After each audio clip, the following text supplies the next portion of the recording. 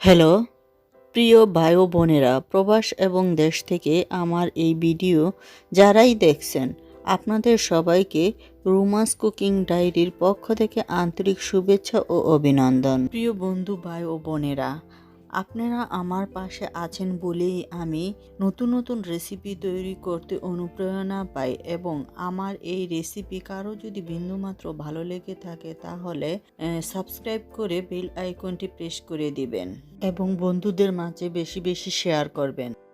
এখানে আমি খিচুড়ি রান্না করার জন্য লাল চাল হাফ পট নিয়েছি। লাল চাল দিয়ে খিচুড়ি রান্না করলে অনেক মজা হয়, তাই সবাই লাল চাল দিয়েই রান্না করে। হাফ কাপ মশারি ডাল এবং হাফ কাপ মুগ ডাল ভেজে নিয়েছি।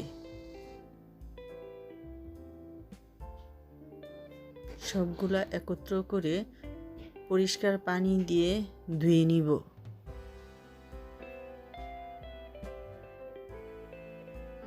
আমার চালগুলা ডালগুলা ধোয়া হয়ে গেছে, এখন আমি পানি দিয়ে দিব পরিমাণ মতো। এজন্য আমি যেহেতু সবজি খিচুড়ি রান্না করব, আগে থেকে সবজি কেটে রেখেছিলাম। কিছু ফুলকপি কেটে ধুয়ে পরিষ্কার করে রেখেছিলাম। মিষ্টি কুমড়া কেটে নিয়েছিলাম।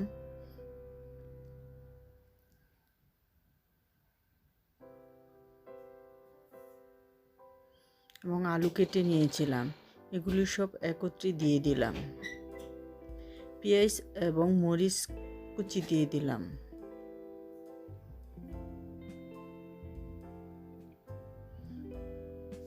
এক টেবিল চামচ আদা রসুন বাটা দিয়ে দিলাম।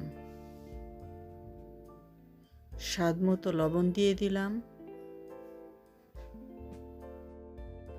হলুদের গুঁড়া 1.5 টেবিল চামচ দিয়ে দিলাম।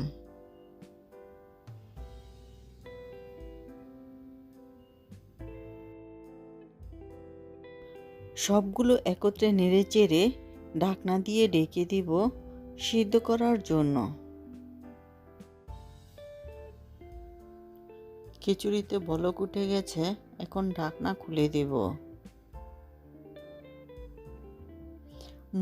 শুকনো মরিচ ভেজে সেটা ফাঁকি করে দিয়ে দিলাম, কারণ এই খিচুড়ি রান্নাতে শুকনো মরিচ বাটা তেলে বেটে দেওয়া বা ব্লেন্ডার করে দেওয়া এই খিচুড়ির স্বাদ অনেকটাই বদলে দেয়।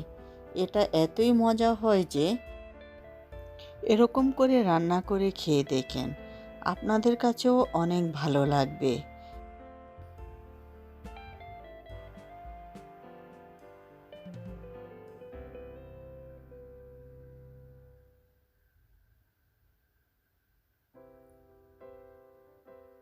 আবারও ঢাকনা দিয়ে ঢেকে দিলাম।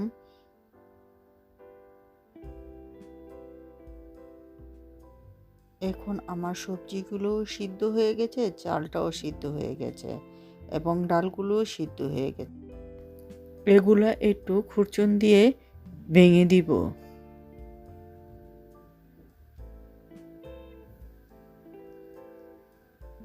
একটা টমেটো কেটে রেখেছিলাম, তা এখন খিচুড়িতে দিয়ে দিলাম।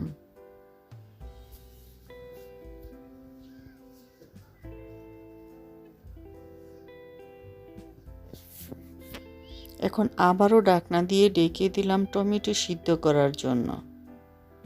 হ্যাঁ, টমেটোগুলো সিদ্ধ হয়ে গেছে।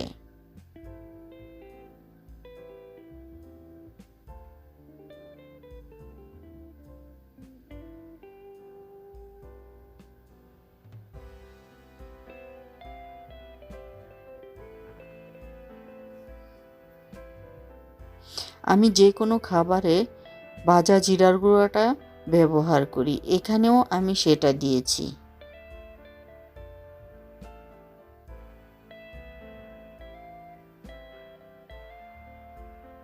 এখন ধনেপাতা দিয়ে দিব।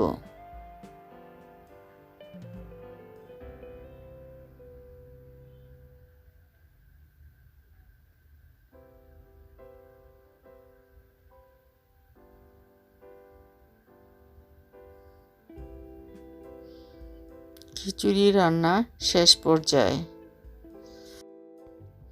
আমার পাশে থেকে আমাকে উৎসাহ দিয়ে